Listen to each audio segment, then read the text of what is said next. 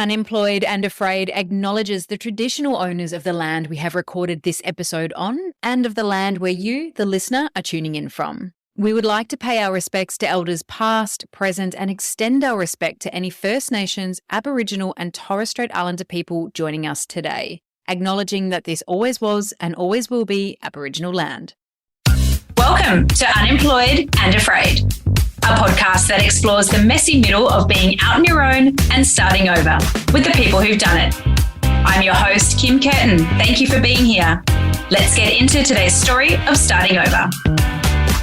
Welcome back to another episode of Unemployed and Afraid, where we get to delve into the stories of starting over and hear how amazing humans have jumped into a brand new career, new life, all of the things. My guest today is Sophie Marshall. She's the founder of This Is Incense, which is a brand that I am not so low-key obsessed with. But after recording this episode, I think I might be more obsessed with Sophie herself. She's a very cool chick. She's real and a super generous sharer about the fears she's faced in starting the Incense gig, giving up her career identity in the surf industry, taking risks and almost giving up. I learned stacks from her that will stay with me for ages, and I hope you will too. If you love this ep, at the end, it would mean the world if you can drop a little star rating on Apple, maybe write a review, or if you're listening through Spotify or elsewhere, there's usually a little ratings prompt at the top where you can drop your thoughts, or you can always slide into my DMs on Insta at Unemployed and Afraid and hit me with your feedback, good or bad, as long as it's kind, because we're just all out here trying our best, am I right?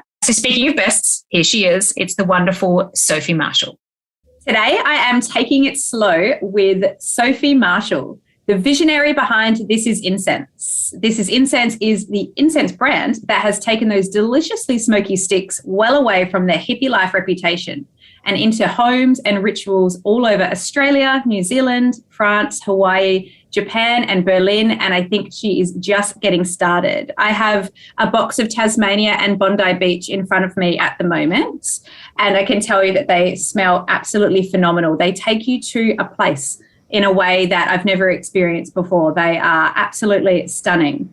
Sophie created This Is Incense as the ultimate side hustle, which I've just named for her. She was craving an antidote to her own busy days and high energy corporate role in surf apparel. She wanted a way for her husband to drop into presence within their home life and was seeking a connection to some of those beautiful places like Bondi Beach, Bells Beach, Margaret River, Tassie and Yamba. It was an idea created in the shower, where all the best ideas come from, that has built from the ultimate side hustle into a full-time career for herself, her family and her friends. She is a woman after my own heart, a fellow walking contradiction, embracing the beautiful slow moments, but also casually rocking out to Metallica and Tool, while restoring a valiant V8 muscle car. She has a brilliant career and life story to share that I cannot wait to get into. Sophie, welcome to Unemployed and Afraid. Wow, Kim, I think I teared up listening to that, actually. Oh, you're so welcome. It's one of my favourite parts about doing this podcast is getting to write these little bios to welcome you fabulous people who give your time so generously to share your story, because it is inspiring to see, men and women out into the world just creating these cool things from nothing, just from a vision and an idea. Let's break the ice a little bit. I would love to know, how does your husband describe you? Well, how does my husband, who is named Simon and his nickname is Tripper for everyone, he might get a few mentions in this because he has been an unbelievable support for me. He describes me as a go-getter, a doer, and probably the most one he ribs me for is has always got a project. It doesn't matter what it is. I have always got some sort of project. Even he's actually said to me, no more projects, Sophie, we're done. I can relate to that. It's nice to be busy and to be doing things, but yeah, sometimes it's nice to have that little reminder to just stop and enjoy all the cool stuff that you've already got on the go. Tripper, Where did that nickname come from? Oh, it's a high school nickname. If you meet him, he is the most calmest person, so his nickname is quite, contradictory of what he is. But yeah, it came from high school, and just being a little bit of a, cruiser and a bit dopey at high school, I think is the actual very, crux of his nickname. And it's stuck, and our kids call Dad Tripper, which is pretty funny too. That's so fun. I wonder if they go to school and say that that's his name, and I wonder what happens in those conversations. I'm sure the teachers have gone, Trooper. Yeah, where's that come from? So good. So, Sophie, take me way back. Who were you before you were the founder and innovator behind This Is Incense? Well, I have been, prior to this, in my previous life, I've spent 27 years in the surf industry, working from, started at the shop floor, quit uni, working in the surf shop, much to my parents' dismay, to working as a sales rep, and then eventually going into product management. So I've worked across numerous brands, from Roxy to Rusty to most recently Rip Curl, where I was the head of women's apparel globally. So I have spent pretty much my whole life in the industry, and it has been a huge part of who I am. I did leave the industry for a little bit and worked in Hong Kong, and I absolutely hated it, like waking up every day and, really missing the beach and being completely misaligned. So much so I actually rang my boss and said, hey, can I have my old job back? And I commuted from Hong Kong to Torquay. Wow. 2 weeks on, 2 weeks off, because I just really missed it. And I just needed to be back in the industry that I love so much. What was that like, commuting back and forth? It was, at the start, it was manageable. So I would leave on a Sunday, 4 p.m., jump on the bus, check in. I had a whole system of get the seats at the back, have my, melatonin. At that stage, I was actually, before all this COVID, I was actually traveling with a humidifier mask as well, so I wouldn't get sick. I'd arrive in on Monday morning, pick up my car and roll in for a 9 a.m. meeting. So wow. I did that for 9 months, and we racked up some serious frequent flyer points. Handy. But it allowed me to have my job that I love so much. So, so it was an interesting time, and commuting for me now, it's not a big deal after doing that. So my husband's commuting to the Gold Coast, which is 2 hours up the drive, up the highway, which is actually nothing now that we've done, 16-hour commutes on a plane internationally. Yes, wow. And it's so interesting hearing that. I mean, of course, travel being different for us now, but I'm sure it will evolve back. But just finding ways to make it work for you, recognizing that you loved that career and that you needed it to feel, great and your day to day, and making that happen is, that's really cool that you put yourself out there like that. I did. At first, I think everyone thought I was absolutely crazy, but you get to know me and understand something like that's just a walk in the park if I really want to do something. So it's quite unusual now to be sitting here talking to you, Kim, out of the industry that I've, loved so much. And I would never have thought that my side gig would have taken me to today. And I cannot wait to get into that, because this is a side gig, that full-time gig now, that I'm absolutely obsessed with. So tell me, I'm fascinated. The head of women's apparel for a surf brand, a global surf brand. What does that look like? Wow, it's funny when you go back and reflect on your day-to-day and what we did, but pre-COVID, my life was so different to what it was during lockdown. So we were on planes every six weeks.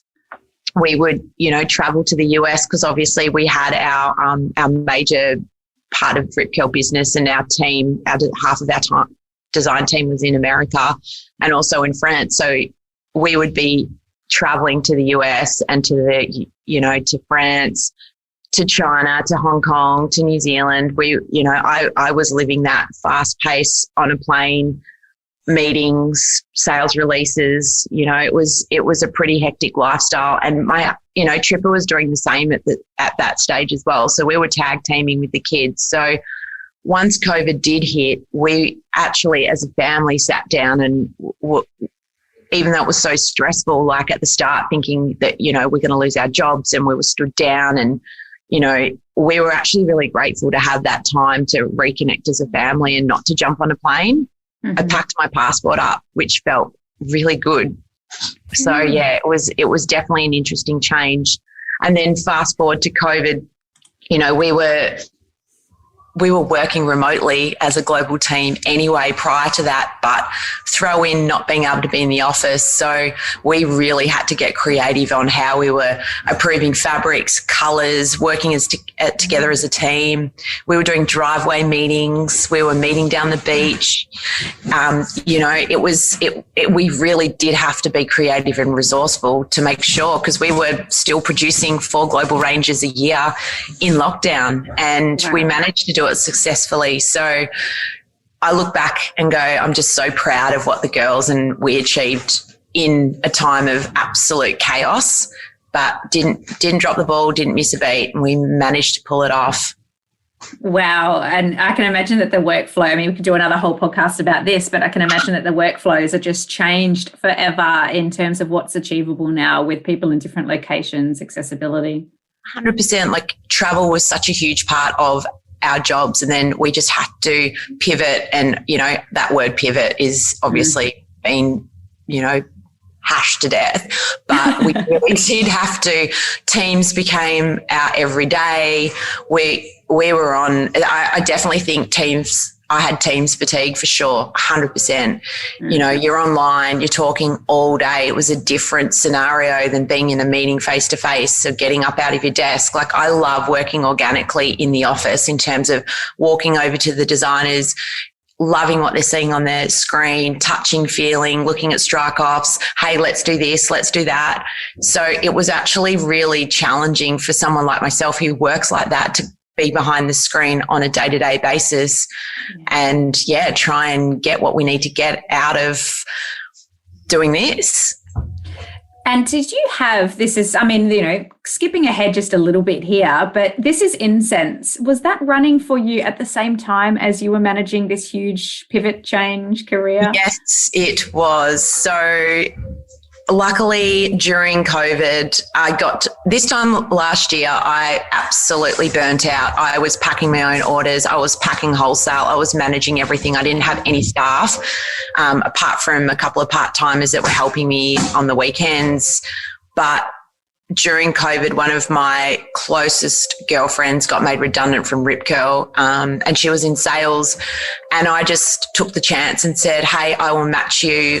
Please come and work for me. And she came on board and helped me, thank goodness for Pilar. And she just really supported me during that. But yes, I was managing all of the back end stuff of the business during this time too. So, and I did create this brand to stop me from, working 24/7 at Rip Curl. So it kind of at the start helped. It was like a new hobby for me. It was giving me something else to really focus on, to keep my mind busy and not to be working 100% for a brand all the time, which, you do get into a trap, I feel, when you are so immersed. So it was great. It gave me something. I was learning new things, like learning about a new industry that I had no idea about.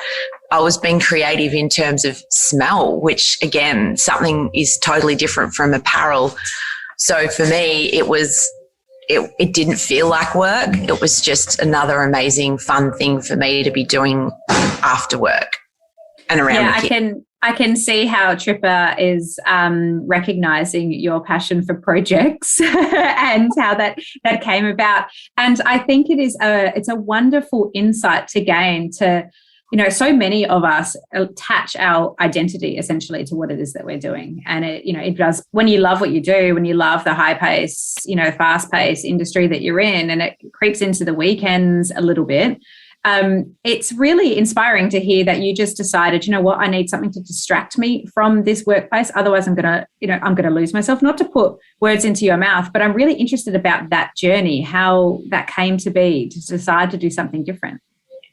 It definitely, I think after I'm at that stage now, I think in my career and my life, that I can really pinpoint something when it's not right, or if I'm feeling something not aligned. Mm-hmm. And I just love my job so much at Rip Curl and the surf industry and the team, that I just thought, if for me to be sustainable and hopefully have a bit more longevity, I feel like I do need to have a hobby of some sort or a distraction. And so that's essentially why it did start. So, the idea in the shower came about, yes, but then also too, it just kind of was a journey of more than that for me. You become a mum, you do lose yourself in some aspects of what do you like doing? What's my hobby? The kids surf and I drop the kids off and, support everyone else in what they love to do. But all of a sudden I'm like, I just love to work. That's kind of sad. He might say sad, but I think so many would say relatable. I used to dread the conversation with friends or, at a networking event or at a party, like, oh, what do you do for fun? And I'm like, I work, and then I come home and I talk about work, and then I think about work, and then maybe I read a book. I don't know. 100%. That is, I feel like there are people that, can relate to that. And I think it's okay. Being a working mum as well, I feel like as well, it's really important for women to understand that it's okay to go back to work and love it, because I'm that person that I'm a better person, I'm a better wife, I'm a better mum when I am, working and being happy. So it's okay to be a stay-at-home mum and love it, and it's okay to be a working mum and love it and embrace it. So I think that's really important too, because everyone's so different. Mm-hmm. And you just got to identify what makes you tick and what's your jam. And that's brilliant advice. It really is brilliant advice. And identifying, getting the headspace to identify what it is that you need, can be a challenge sometimes. I think for a lot of people to really even know how to answer what comes next. But what I love about your shower story, about having this idea about making incense while you're in the shower, you told me before we jumped on to press record that you ran out, hopefully with a towel on, and told your husband about this idea that you had about making incense. What prompted it? I mean, was there a background in incense, or, was it just something that just popped in? It is such an interesting story. So I had gone on a trip to New York and randomly bought a packet of incense. Now, I used to burn it hard out when I was 15 in Margaret River, listening to, the Tea Party, and I hadn't thought about it since then. And I bought the packet and I started to use it when I used to get home from work. It was a 5-minute drive from picking the kids up. So it's really hard to go from like work fast paced to then quickly becoming a mum within 5-10 minutes walking in the door. So I had a bit of a mechanism and it sounds interesting because I used to put the incense on and then I used to jump in the shower and change clothes and put another uniform on to become a mum. So I had those two things or rituals that I used to do to really try and make myself present and stop, it's so easy because the emails are still going, France is online. So those two mechanisms for me were really important to be able to disconnect and reconnect with the kids and become a mum. So I used to say I've got 2 jobs, office and then come home, be a mum. Mm-hmm. So one morning I had a shower and it's so vivid. I can still remember it so clearly. I was in the shower and it just popped in my head, you have to make incense. I turned the shower off, put a towel on and ran out to Tripper and I was like, hey babe, we're going to make incense. He looked at me and was like, what are you talking about? Wow. Honestly, he thought I was crackers and I was like, no, I really want to look into it. I feel like I'm using it and I haven't really found any other brand that I like. I bought this from New York. I think it's great, but I haven't seen anything else and I want to explore it. So that started the hours of research, understanding what it was, understanding the scents that I love, and then really working on how the brand was going to come about. And, Tripper spent, he has helped me in so many ways, being that sounding board. And when we were coming up with the name, he actually said, I think you should call it something that you're only going to do one product and also something that's simple and then it's easy to find. So This Is Incense came about because of that. And it's funny because now we are going to be looking at doing other products. So, it's definitely been a 2-year journey and, there's been some really interesting things we've learned along the way, and the guidelines that Tripper and I came up with in terms of when we started the business what they were and what was important to us to make sure that we're going to stay on track and make a beautiful brand. And it is a beautiful brand. I love that practicality about, calling it what it is and, making it really searchable. But, and whilst you say that you're going into new things now, I think for a lot of people, when you're getting started on something as a spark of an idea, the enormity of it can feel really overwhelming. So the fact that you just got started, focused heavily onto the Incense and that was the plan and it was do this great, do this well. And now you're looking into other things, that is brilliant advice. And wherever I sit down with some sort of harebrained scheme and idea, I'm trying to make it 10 different things before it even exists.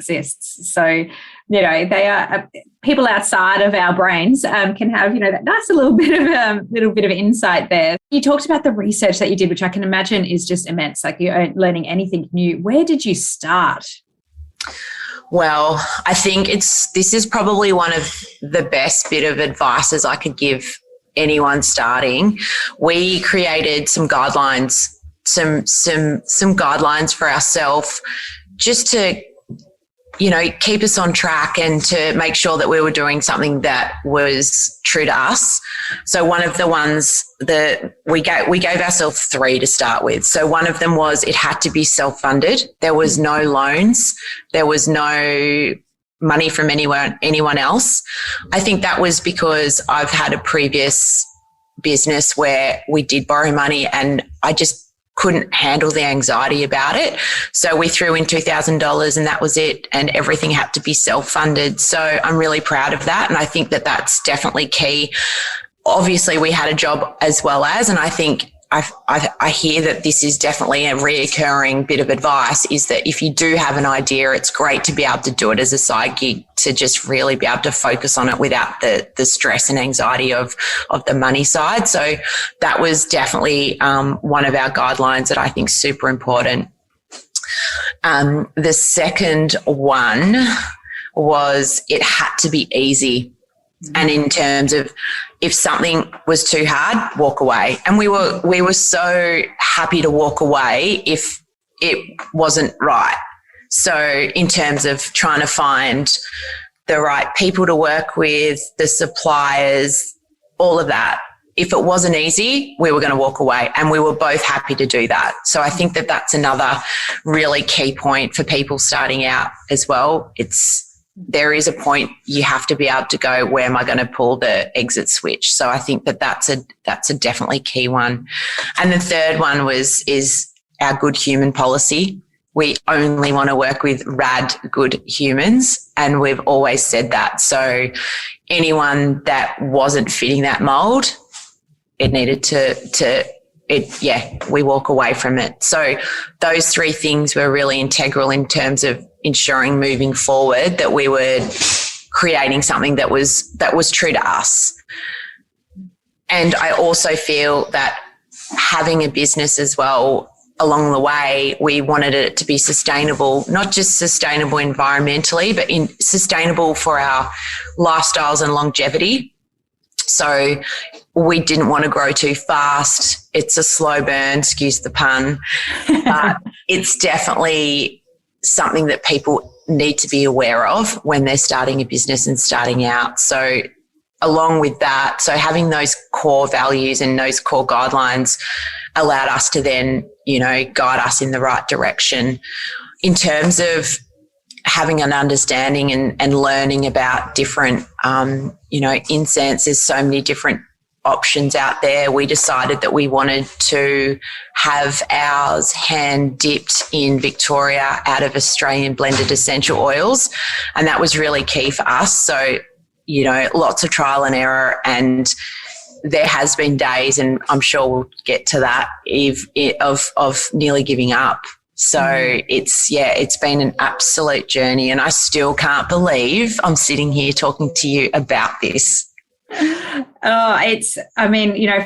the outside looking in, it just is such a beautiful brand. It's executed beautifully, and, all of the imagery even if the experience of receiving the product feels very personal and, just a really nice experience. So, even just starting to touch there on some days where, you thought you might give up, I'm very grateful that you didn't, because it's a fabulous product to have out in the world. But I do imagine you were nervous going back into business for yourself. You mentioned that you've already been in business before. Oh, Kim, I can't tell you. I think that's why it really was, humming along while I was working, and I was kind of like just putting it to the side and not really acknowledging the success of it, because I was so scared to jump in again. And it's just one of those things, like I just thought that I'd be working for someone else for the rest of my life. And I was okay about that, because I just didn't want the stress again. I didn't want to have the uncertainty again. Our family's gone through a couple of redundancies. Trip has gone through, a couple of those. And I just feel it was the right thing for me to be obviously working full time for our family and of loving my job. So, the Incense was just humming along. And then all of a sudden, I really had to have a good, hard think about where it's going. Pilar's pregnant. She's going on maternity leave. And it was that thought of, wow, I really do need to step into the business and honour it and give it everything I can give it, because I'm just so happy that everyone loves our product and it's helping people, with mental health and ritual. And it deserves my full attention now. Wow. So you had a decision to make then, leaving your gig, your dream gig at Rip Curl, and stepping into this world that you'd created with This is Incense, 2 feet in all the way. And how did that feel? Oh, it was definitely a bit of a roller coaster for myself, because leaving the girls at Rip Curl, who are just, they're like my family, and I just loved working with them. We had such a strong bond, and the women's team was just kicking goals. So it wasn't an easy decision. It came about, I think it was lockdown number 4 for us, and homeschooling the kids and, having the expectations on myself to be able to make sure that I'm doing the best job I could do. It just made me go, hey, is this had that twinge of like, is this the right thing for us? Is this the right thing for our family? And finding out P was pregnant was just so amazing. And I just felt that the universe was like telling me something, going, okay, Sophie, this is probably the time. You really do need to reassess of what you're doing with the business. It isn't a side gig anymore. You've got 5 employees. You really do need to start thinking about where it's going and what you're going to do and the impact that you need to have on this little business. So having spoken to Tripper about it, we both agreed it was time, and it was a really hard decision, because also too, one of my amazing workmates, Brooke Farris, just got made CEO, the first female CEO, and to walk away from working for a company that's just appointed that, an amazing human to be the CEO was even harder. So, but it was definitely the right time. And yeah, it was super hard for me to walk away, and lots of tears. But then also too, I'm just so stoked that I've had the balls to go and do it, I suppose.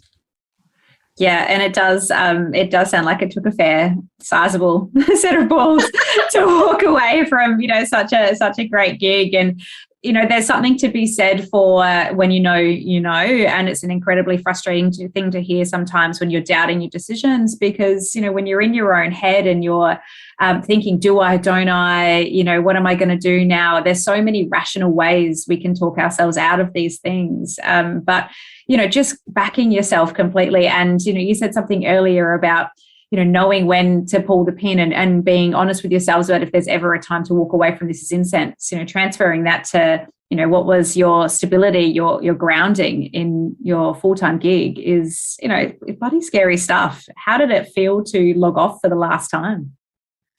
It was such an emotional time for me as well, because I felt, I don't know, it was obviously closing a chapter also on my career in the surf industry. So it wasn't just Rip Curl. It was like, wow, this is it. This is probably the last time I'll be involved in an apparel side of the business. So, but it was also, I had a sense of relief too, because it was just such a long, 4 months of making that decision and juggling both, and just that unexpected nervousness of like, what's the future going to hold? Like, I'm excited about that for the first time. I'm like, I look back at last year and go, wow, there's been so many key things that we've achieved as a brand, and that's just been without myself 100% in the business. So I'm just super excited to see what journey it's gonna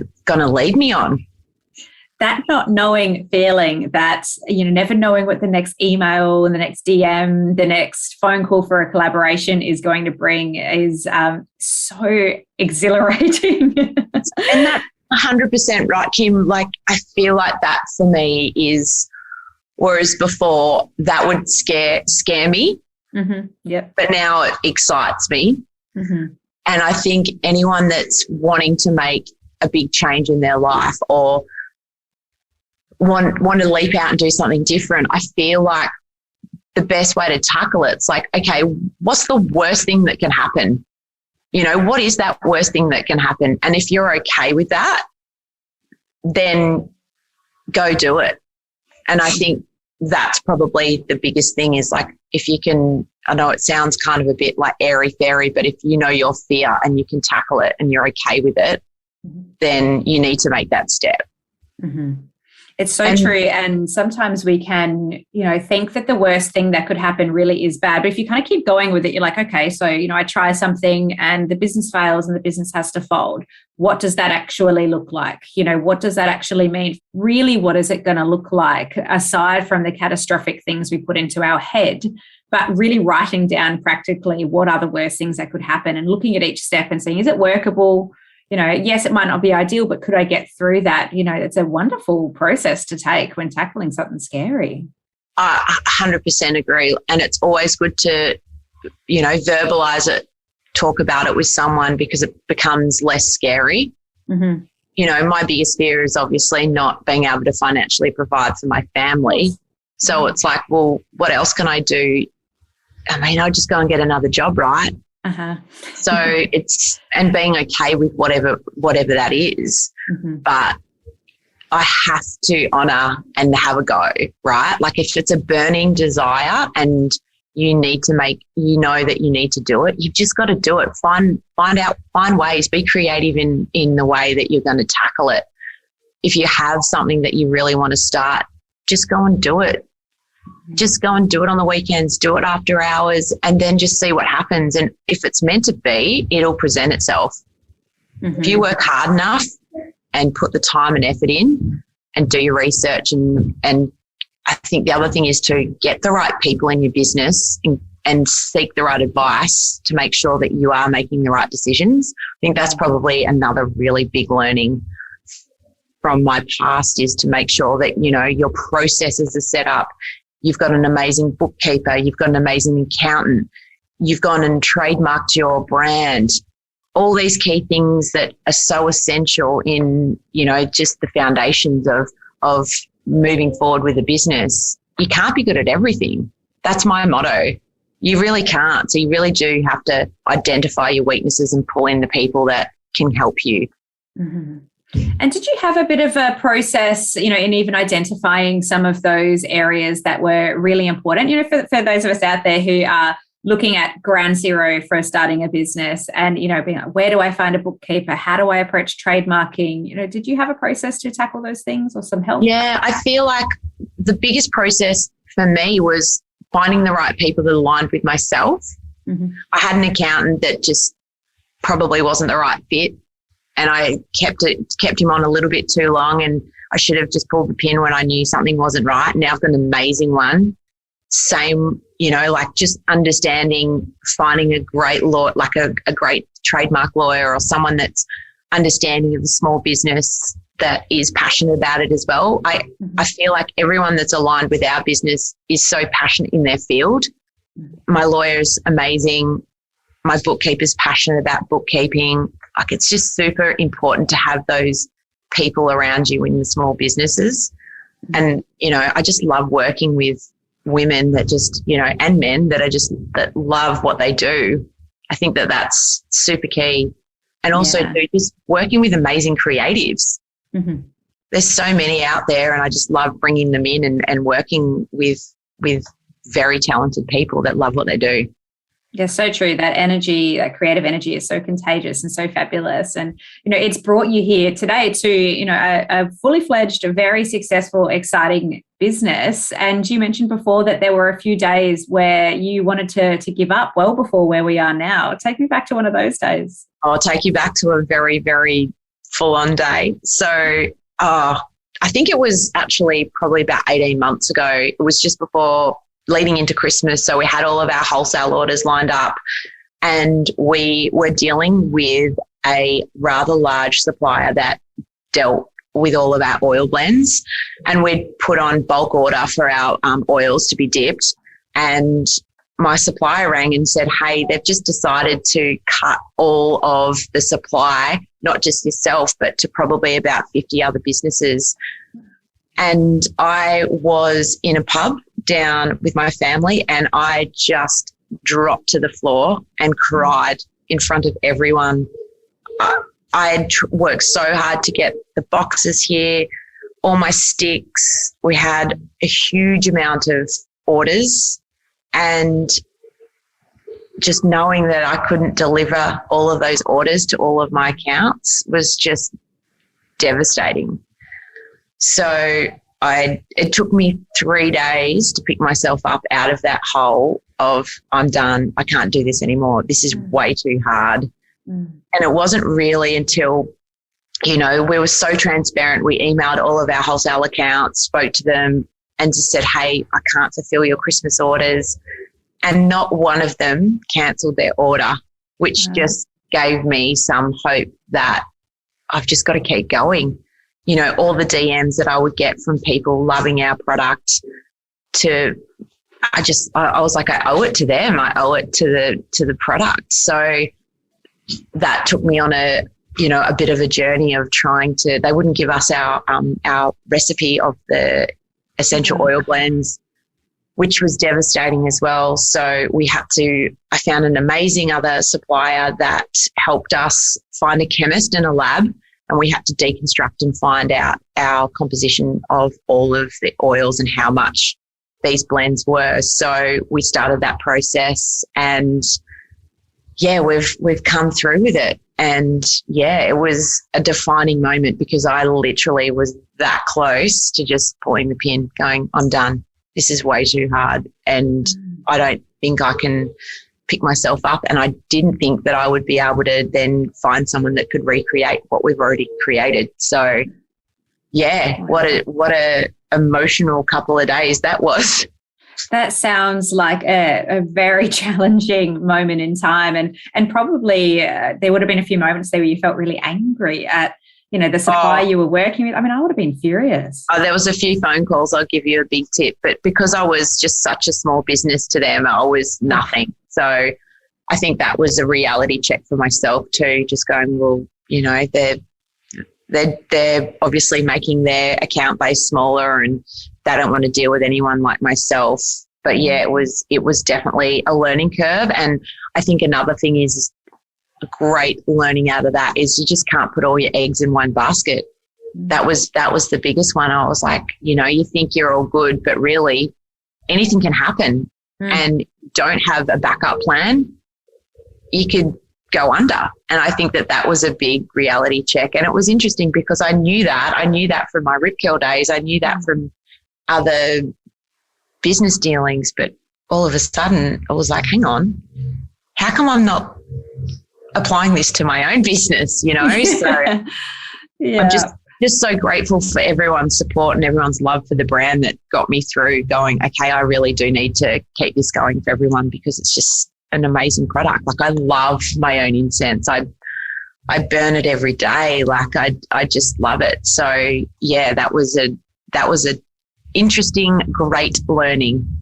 Yeah, that sounds like a pretty hairy time. And like, quite seriously, I mean, I know I've been like blowing up how much I love the product, but quite seriously, like, you open the box and the whole experience is just so different to what you might assume that, you know, incense even is. And just the, you know, the scents around the house. I remember early days when we were first connected, I think I shared with you that my partner was, you know, smelly. I was burning the Tasmania scent at the time, and I was burning it, and he came in and he was like, imagine what their house smells like. Like, imagine how good it is just around their house and their whole vibe with this scent burning all the time. It's so beautiful. And it is fabulous. I remember telling you that you're like, yep, they're all signed off by my husband so that he can walk through the house and just love the smell as much as anybody else. And yeah, can't imagine anyone not loving how they smell. Oh, there has been a couple very minimal, but naturally, there's always going to be some outliers there in the world. And you know what? Incense and smells so personal. So totally understand. But it's funny, if someone says, hey, I don't like it, I always send them another box and go, hey, try this. You know, it's just so important for me, for everyone to love and be happy and have a good customer experience. It's something that's really important to us. Hence the handwritten notes. All of our incense is packed in the box by hand, local. You know, I just want to make sure that everyone just gets super stoked when their little parcel arrives and they open it up. And thank goodness for Tripper, he is my hubby tester, and anything that doesn't smell good does not go through without his approval, because it's super important. All the guys are smelling it around the house, so they've got to love it too. Yeah, that's so true. I love what you said there about sending out a box if anybody says it's not just for me. You know, you mentioned earlier about not holding on too tightly to any idea or any space with the brand and allowing it to evolve, and, you know, not holding on too tightly to the product and just sending it out to them to try something new. You know, there's something to be said for that, for not holding on to those small wins, and we're saying, oh, well, you know, I'll give you your money back, or yes, if you buy a new box, I'll give you I just think that practice of non-attachment, even with the product, and prioritizing the customer experience is just, you know, one of the many reasons why this brand is so loved and so fabulous. And it's a really good and a really interesting learning. So the day, just before we move on to, because I want to talk about this move you've had and, you know, stepping into the role full time, but I also really want to go back to, you know, raw basics. This is Incense. You had your first box, your first scents, everything was happening, and you were hitting go on your Instagram page, your first posts. And what was that like? Goodness, I still remember, and funnily enough, I was in Yamba on holiday and I got the boxes sent to me up here, and I still remember just going, I hope that these are as good as I'm thinking they're going to be. And just burning them for the first time, I was just like, oh my goodness, this is just, it's just perfect. It's just so perfect. And I was just so over the moon, and I was going, surely if I love them, surely there's going to be some people that are going to love them as well. So the Instagram, again, very organic. There was no rhyme or reason. I just decided to start sending boxes to people that hope that they would love it. Elle Ferguson is one of my friends from back in the day. We used to work together at One Teaspoon. So I shot her a packet. She loved it. She posted it. And then it just kind of started to be a little bit more organic, and a few more followers. Sent Ruby Tuesday packet. She posted. She loved it. And then all of a sudden we were like, wow, what's happened? And people were creating content for us because they were loving, you know, burning it at home with the boxes, just styling it. It's not one of those boxes that you chuck in a drawer. Yeah, not at all. Okay to put it out. So I feel like the Instagram has been 100% organic. I haven't paid for a follower. It's just been a labor of love. I post when I want. There's no, it's so organic. I love that. There's so much advice out there, you know, how to launch how to launch, slowly build momentum, how to gain followers and do it this way and do it that way. Whereas, when you just create something that you really like and you just do it whenever you feel like doing it, and that will resonate eventually with the right people. That's such great advice. Totally. And I feel, again, it goes back to just building a sustainable business that's sustainable for the long term. That it's got purpose. There's key things. People want to know who you are, what you're doing, the transparency. I like talking about it's not all glamour. It's not all happy days. I did jump on my story when the oil situation happened because I knew that everyone would be super disappointed that we wouldn't have any stock to buy for Christmas. So I jumped on. I was like, you know what? I want everyone to know the real reason here. There's no other real reason except that we've had an absolute catastrophe within our business. I think it's really important that people know the transparency behind the shit days. I think it's important. And yeah, the Incense feedback, and it's really important for us as well to be able to give back in where we can too, just in terms of we did the Pepper Heart collab and with Sophie Bell, who's so talented, and we raised over $10,000 for the Cure Brain Cancer Foundation. Amazing. Those little things for us, again, organic, pops up, these philanthropy little projects that I call them, mini projects within the business. Again, it's causes that are close to our heart, that we're connected to. And, I think that that's really important as well. So yeah, that's the fun things that I love doing is I've just got to tell you, when I rang the Brain Cancer Foundation and just casually dropped that we were donating $10,000, the lady just was in, what? Excuse me? It was just so fun to just floor her with something like that. That's so amazing. So yeah, the brand is not just for me. It's not just, yes, it is the incense sticks, but it's also creating a community of creatives, giving back, having good time, and creating a business that's, going to be here long term, and hiring amazing women too, and men. Yeah, and being able to do that with friends and family as well, and giving back to your immediate community too is just the coolest. And so you are now, I think I've caught you a couple of weeks after you are officially, I'll say unemployed, but of course self-employed, but a couple of weeks after you have stepped out of that full-time gig at Rip Curl and into your full-time side hustle and this amazing brands. And also you've moved yourself from Torquay to Yamba, the beautiful, box that we all know, the beautiful scent we all know, Yamba. You are there. So, that's a lot of change at once as well. How are you going with it all? Well, I won't lie. I'm not going to sugarcoat it. I think the first day after I finished Rip Curl on Monday, everyone was like, okay, Sophie, just P and Tripper actually had a meeting about me. Without you? Yeah. They basically said, okay, Sophie's not to come in. She needs a day at home, pajama day, whatever. Well, I did not cope that day. I had full-blown, I just was anxious and questioning everything, and it was just, I think the enormity hit me on that Monday, and I was a mess. Let's be real. I was an absolute stress head mess. I couldn't really even talk to anyone. I just wanted to be in my own anxiety. It was just really strange for me.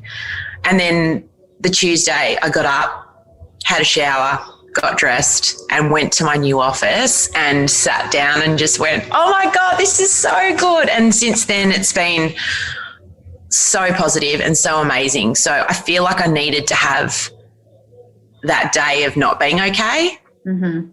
And let's be real, every business owner, every normal human right now is going to have a day of just not being okay. And I think it's important to be able to verbalize it and learn from it and go, you don't know what a good day is unless you have a bad one. And I hadn't had one like that for a while.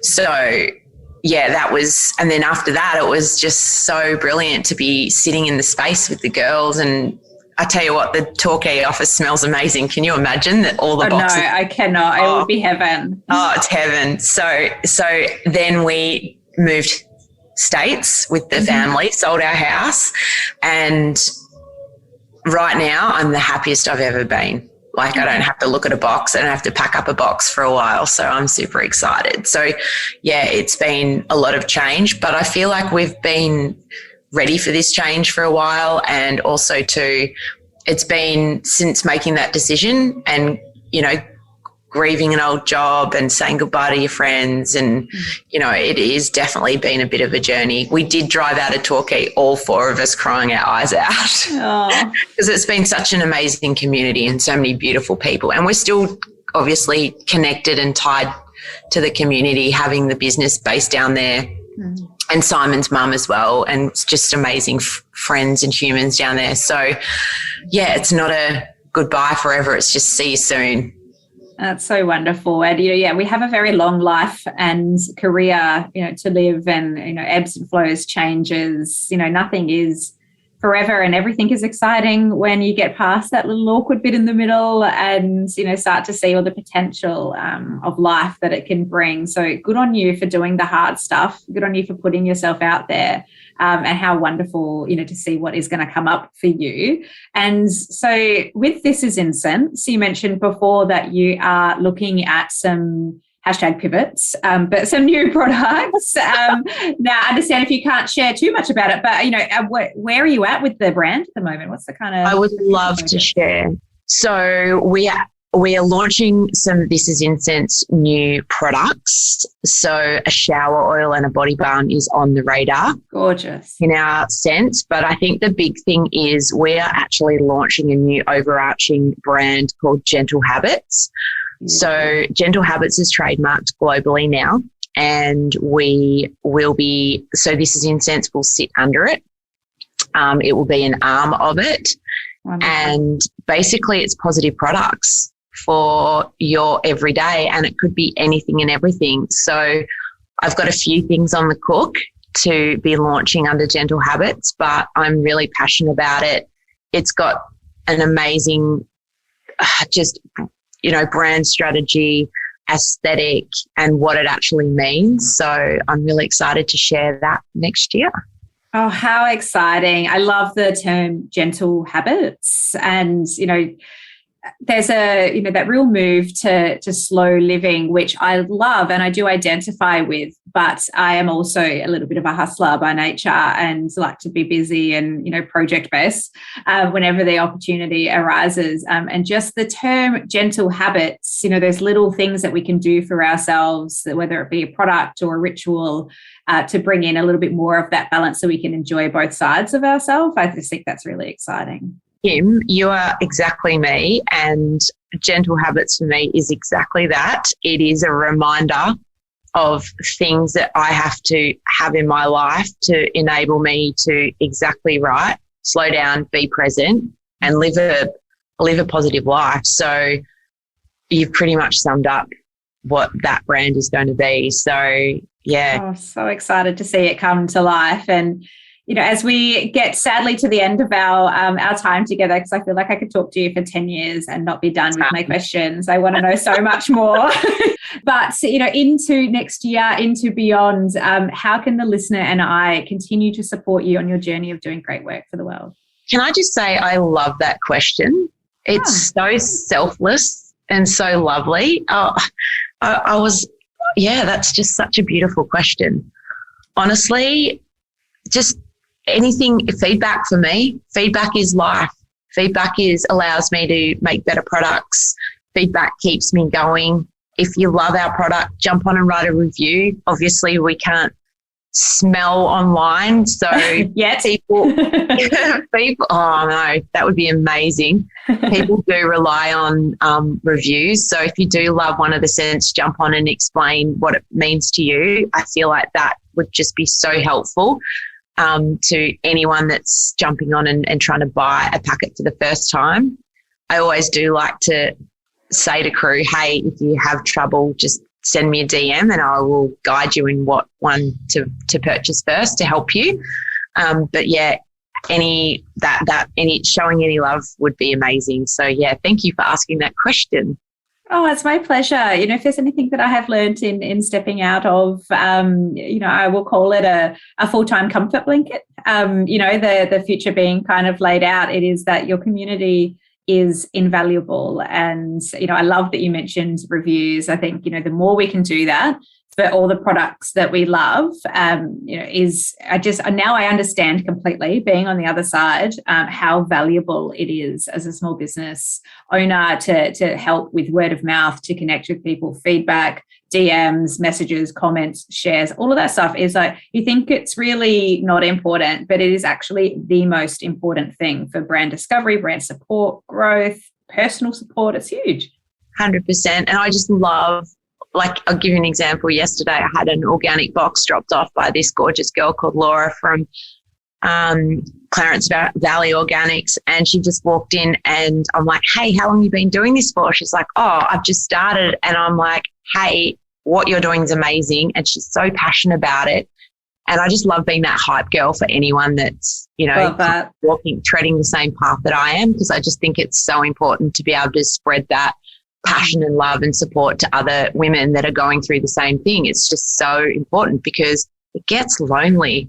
And, you know, it just keeps you going, having that, you know, having that person to just go, hey, this is cool. Well done. If you need any help, reach out. I just think it's important to have a community around you.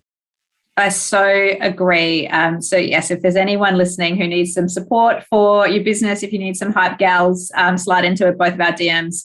We will be there. Happy to help. I love being a hype girl. Yeah, I love that. Sophie, it has been so enjoyable today to hear about your experience with This Is Incense, your experience about, you know, the incredible career that you have had, that you have stepped away from, the, you know, times that you have changed and reinvented your world according to what it is that you need for yourself and your family. It is a very inspiring story that's certainly not over, and very generous of you to give your time up today to share it with listeners and with myself. I'm just very grateful. So thank you very much for being here. Thanks, Kim. I love your podcast and I love what you're doing. And I think you're going to be so helpful to so many.